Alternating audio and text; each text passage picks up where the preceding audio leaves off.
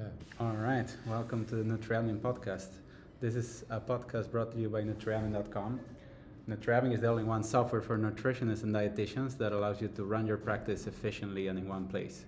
NutriAdmin has been serving thousands of nutritionists, dietitians, and personal trainers since 2016.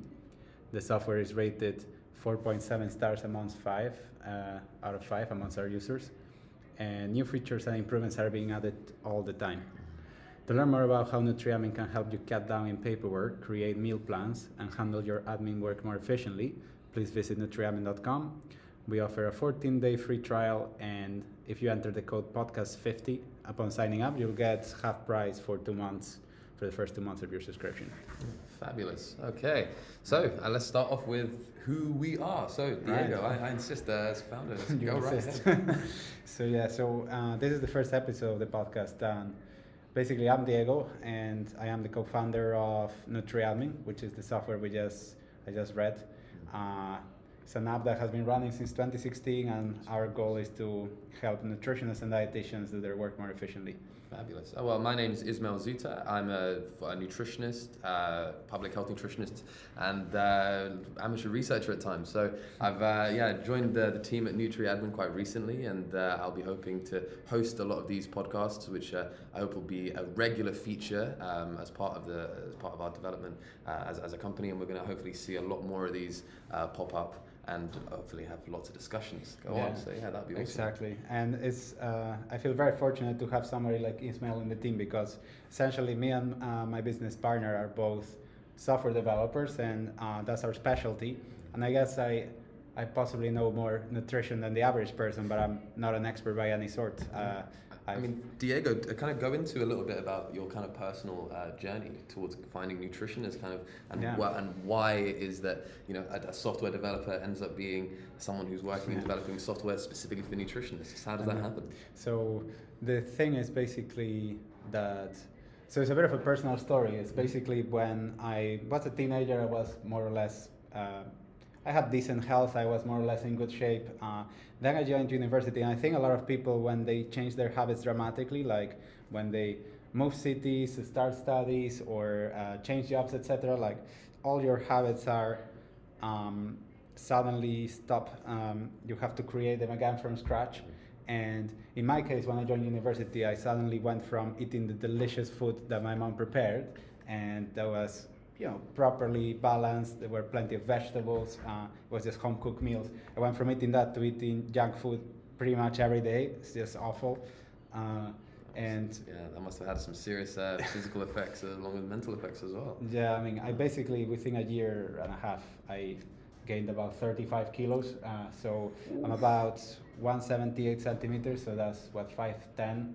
And like 35 kilos overweight. That was really serious. It got to a point where I was in my 20s, like I was 20, and I had the fitness of a 50-year-old, and I was gonna, I was on my way to die a young, live a short life and die young. I mean, this is kind of a really generalizable story to a lot of university students. I'm sure, they go to university, they really don't know kind of the ins and outs of living by themselves. And I suppose, so what happened to you from that journey, from that perspective, and then suddenly going, okay, I'm going to change up everything, and then suddenly having this passion to want to deliver this software? So essentially, at some point, I just had to realize that I had a problem with food, and I was doing well in other areas of my life. I was doing really well in my studies. I was doing well with friends and with personal life.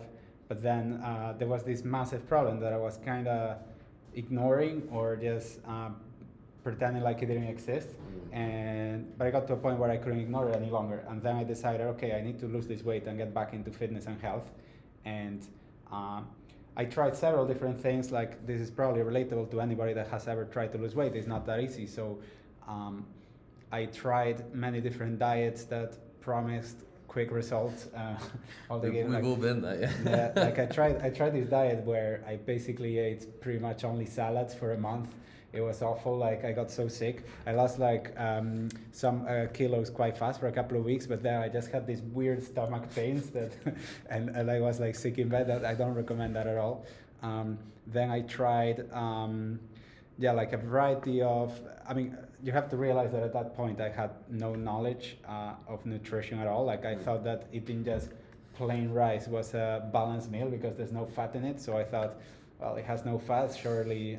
It's good for you. It must no fat equals good. You know, that's what the assumption is, right? That was my thinking at the time. I was thinking, and there are some sort of monks in some Tibetan monasteries that eat just plain rice. So I thought if they're doing it, then it must work for everybody. Right. So and this is like, it's just so terrible how obviously none of these strategies worked, and I just tried many ever so misguided diets until I finally started to read some nutrition books, and I started to talk also to a nutritionist, and I started to learn a bit more about just basic stuff that about macronutrients, about micronutrients, how which kind of foods have different nutrients that the body needs, and because I guess when you want to lose weight, you need to eat fewer calories than you burn, but since you have fewer calories to choose from in a diet, you must choose the foods that you eat very strategically so that they still give you enough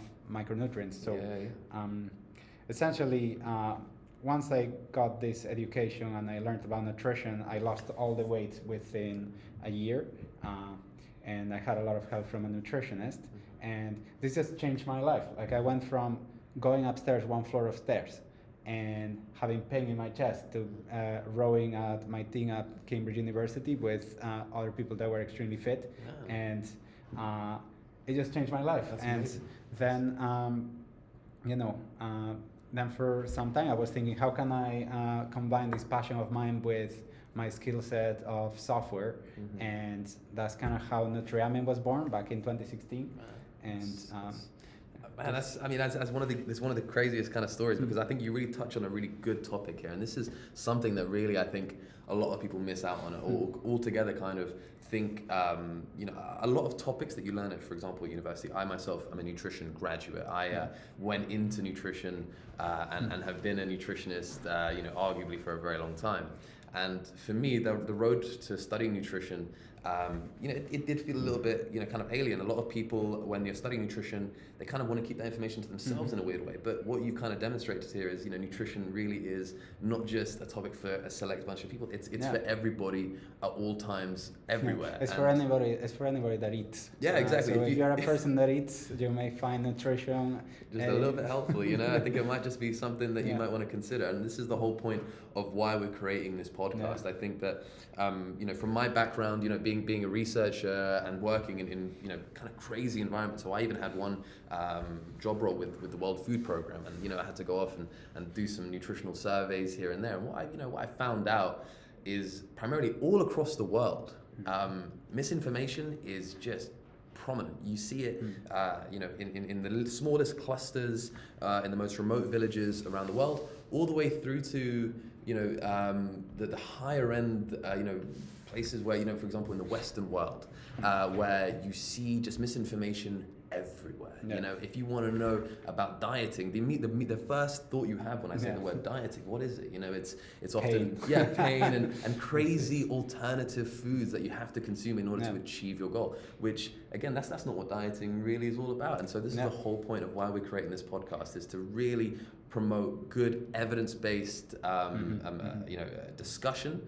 And that's how we're going to kind of go about it. And we're also going to be covering business topics, if I'm correct. Exactly, yes. So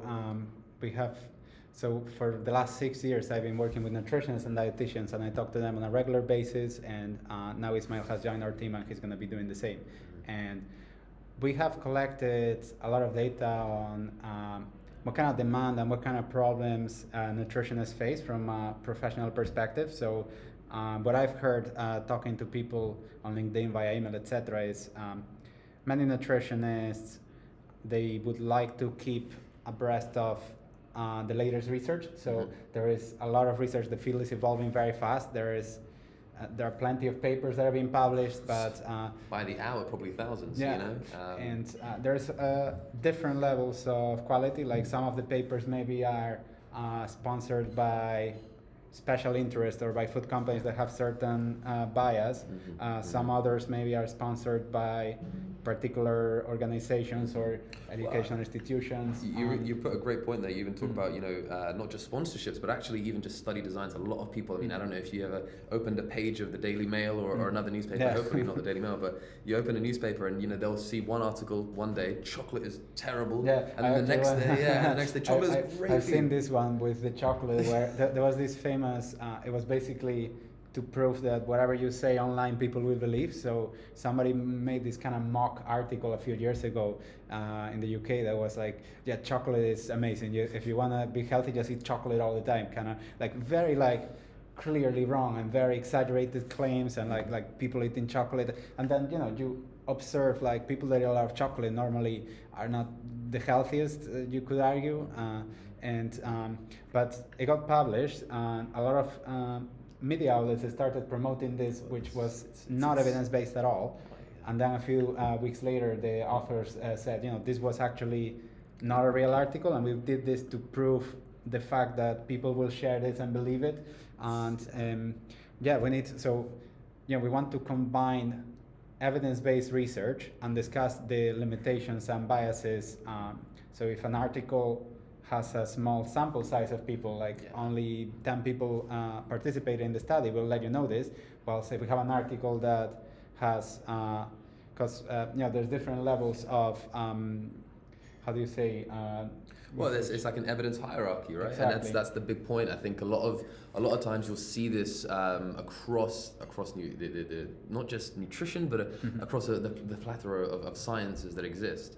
I'll say it doesn't really happen in fields like physics, because I suppose it gets so complicated in those realms that you can't really make bogus claims. You have to back it up with a lot of evidence. It's not perfect in physics. It's just like human fallibilities. People want quick answers to complex problems where on the one hand side you have the problem itself is extremely complex. Then secondly, the people investigating have limited time, limited resources, and conflicting interests. A lot of research, unfortunately, is sponsored by biased parties that have a certain agenda to push, right? So it's quite imperfect. I like to believe that most people doing work want to do a good work, and whenever somebody's publishing research, they are doing it with the best of intentions, but there are limitations that are inherent to the problem itself.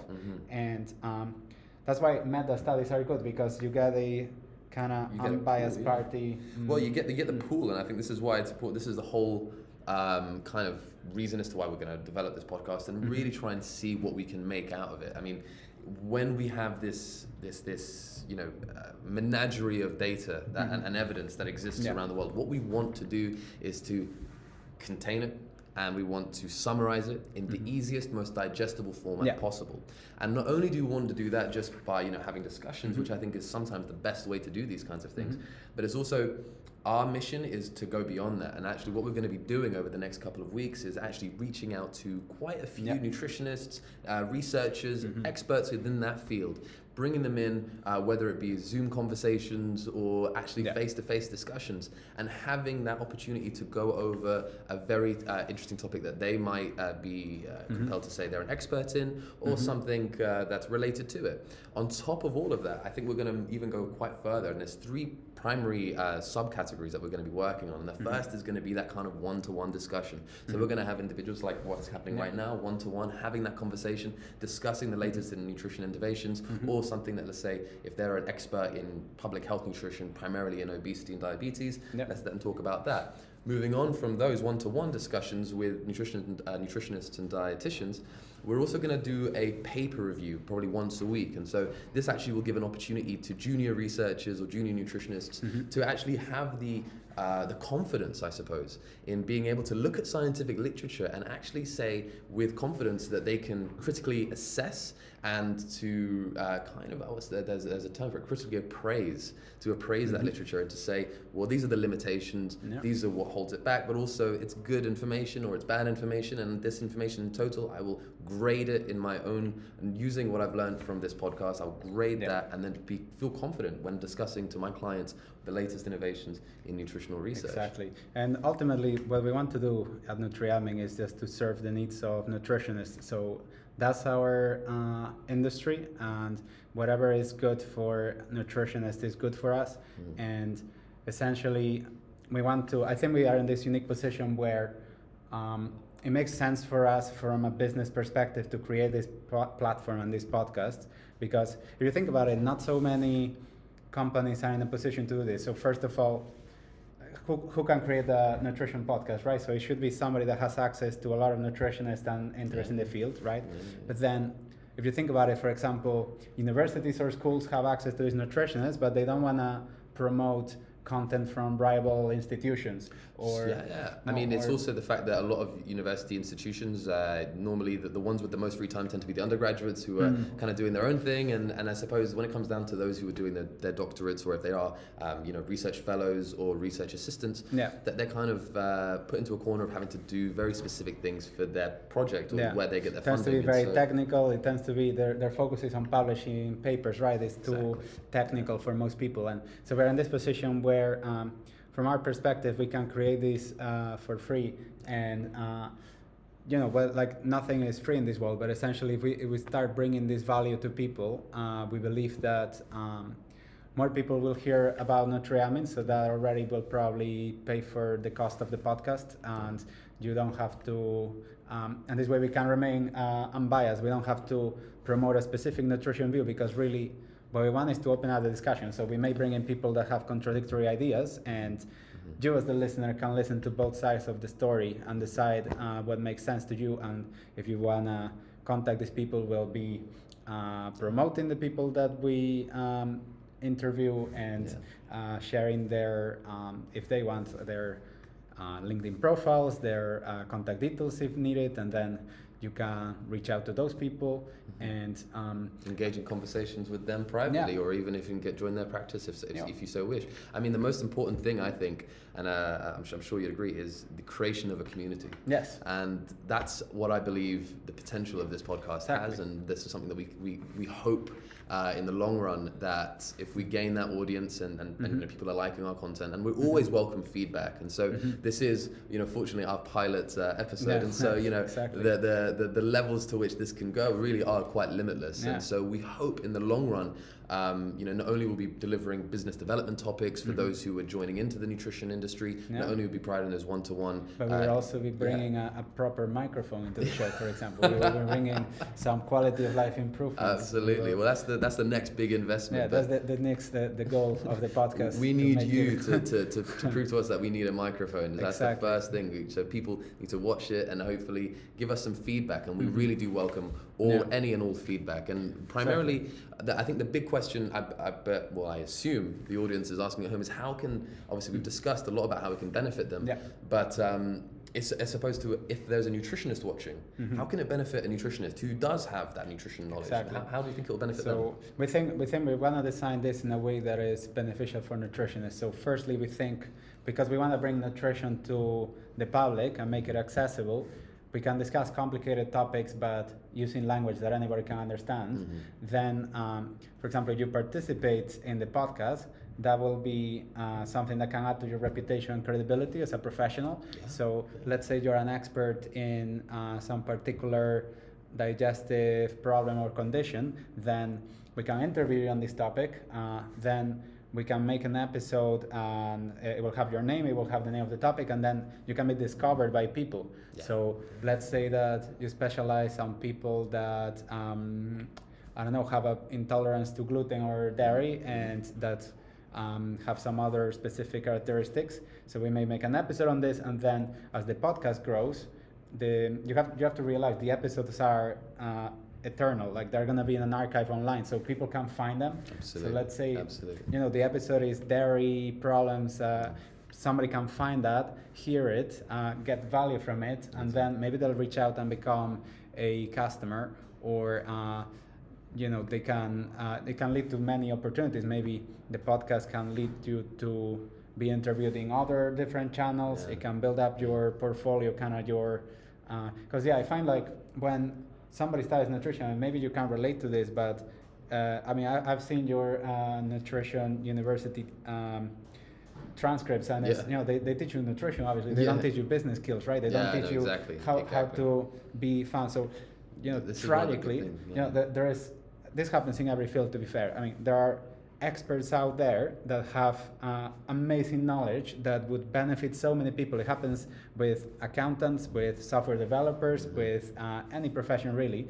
And if this knowledge only exists in the brain of this person, and this person doesn't have an efficient distribution channel, it's a tragedy. It's a limitation, right? And it's a big problem in today's kind of education and how we deliver it. It's that often we try and cram as much content into someone's head without giving them the tools to kind of promote themselves and to really kind of feel self-sufficient and confident. So that's another really big thing about this podcast. And I hope that in the long run, this is something that I believe really I think is the creme de la creme about this. And I'll tell you, because I think we're not going to just bring in experts of experts. We don't want to just have Professor this from the University X to come in, because they already have a platform a lot of the time. They already promote it a lot, and often you'll hear them on BBC Radio 4 talking about X, Y, or Z.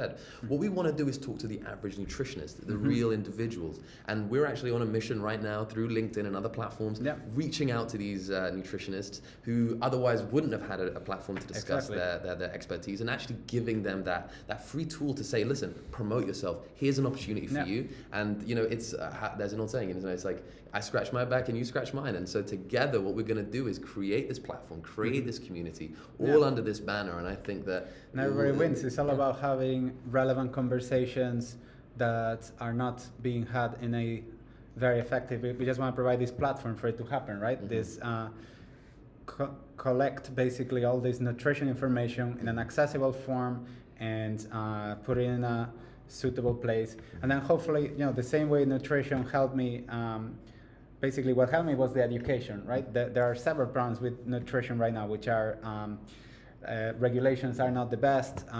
Then a lot of, I read a study that apparently in the US, about 95 or 96% of people in Congress making decisions on food legislation, they have a conflict of interest. So they've been lobbied and sponsored by big food manufacturers. It's a standard practice, and people just don't know it. And people think, we always hear about the standard, the conflict of interests when it comes to specific things, and we think, well, it can't be happening to food. No, food is an industry, and it's the biggest of industries. Exactly. Worth trillions of dollars. Processing food. You go to a supermarket, a carrot in the UK maybe costs 10 or 15p. But if you buy instead carrot juice or a carrot sauce or some process, the same carrot plus a bunch of other things that you may not want. All of that for £4.98. Exactly, and you suddenly, and also, obviously, food processing, bigger profit margins, better storage. It's just it makes more money, but then it's not necessarily. Probably not the best health you can have. Well, this is actually a great point to actually discuss here, because what it actually opens up the floor to is, it's a give and take, because, often, let's say, for example, with food processing, and this is something that we'd hope to discuss more in depth in later episodes, but with food processing, people often make the assumption that food processing, you hear the word food processing, oh my gosh, I can't hear the words, that's the worst thing ever. But actually, I guess there are some trade-offs, right? There are trade-offs. Convenience. Absolutely. Convenience, also food safety, and also the fact that you have to consider the food that exists today is very novel to us as humans. Considering our entire history as a species, the world we live in now, and the accessibility to food, for it to exist in the amount and in the high quality that it does, involves having to process it in such a way that forbids it from actually spoiling as early as it can. So there are benefits to food processing. But then you can only make this informed decision if you have the knowledge. And the average consumer doesn't have this knowledge. The average consumer will pick whatever is tastiest and cheapest on average. It's a calorie for pound per penny ratio. And that's the calculation, right? Exactly. So so by bringing this education, we can just help the world be a bit healthier, hopefully, by just bringing this knowledge. A lot of it is not that difficult, but there's not. It's a bit inaccessible, I feel like. Many people don't have the access. And then for you as a nutritionist, it can be a platform, as we mentioned, for you to reach more clients, to build your reputation. And also it can be a tool for you to stay updated on research. So I've heard this from people on LinkedIn. we've tried, for example, sharing papers, but I mean, the average person doesn't have time to read a paper. It's very technical. I've seen some of those LinkedIn posts, and I'm sure our audience have too. You know, you see these posts that are, you know, probably 20-minute reads in it of themselves, just the post, but then they're linked to an article, which is another hour read. Yeah. And you know, some of the discussions within those papers and those topics, using the level of jargon goes so. I mean, even for myself, you know, I work in nutrition. I know nutrition. This is my field. It takes me a second sometimes to actually translate these key words that they're trying to pump into my head. Exactly. So, you know, having the capacity to actually break that down and say, listen, here's the summary. This is what they're really saying. We're gonna pre-digest this for you and summarize it and give it you. We'll chew it. We'll digest it. Exactly. We'll give the rest to you. Bird feeding. Please, perhaps we should cut this out. Probably. But all I'll say is, finally, just before we end, is to say, the most important thing is we want to collaborate. So if you are interested in doing a collaboration with us, in being in part of this podcast, we highly recommend. We're going to post a link below to our LinkedIn's for you to contact us, reach out to us, and we will be more than happy to include you onto the list. Obviously, we're a growing audience. We're growing our audience. Obviously, eventually in the future, who knows? The list might be so large that we won't be able to fit you in. But get in early, have your opportunity to have your say, and that will be awesome. And so we really look forward to that. And I want to say, on that note, thank you very much for attending the first of the podcasts, and we shall actually have a name for it at some point. We're going to call it a series. We're going to have a series name for it, but we'll figure that out. Nutrition for everyone. Possibly that's because that's the goal. Nutrition, you know, everybody eats. Everybody has the right to good health, and nutrition for everyone. You know, there are most of the people I know that have gotten into nutrition. They want to help people be healthier and happier and lead better lives. So, of course. If we can make the tiniest of contributions by at least bringing some education, and that's the vision I had when I started this company. That's the vision I have for the future. Is I want to help nutritionists. So because then nutritionists themselves help people, and together we can put an end to one of the biggest epidemics in the world, which is obesity and diabetes. It's growing faster by the day, and it's really sad. It is sad. You have 4-year-old kids nowadays that are diagnosed with diabetes. This used to be a old person's disease. I mean, it used to be just non-existent at some point. You know? For it to exist now at the rate at which it does. I mean, look, this isn't a woe tale. I don't want to end it on a negative note, but there's a lot of opportunity here, not just for us, but for everybody. And you know, if you're someone who even just is considering, you know, either a career in nutrition, or are a junior nutritionist, or are even a senior nutritionist, or even if you're just interested in the field of nutrition, just generally speaking, this is the podcast for you. And we hope to grow it and to mature it into something that really, we don't know where it's going to go. And so I like the fact that I don't know where it's going to go. And that sense of uncertainty, it's going to be, I think, a great thing. So on that note, thank you so much, and we're looking forward to episode 2. All right. Take care. Ciao.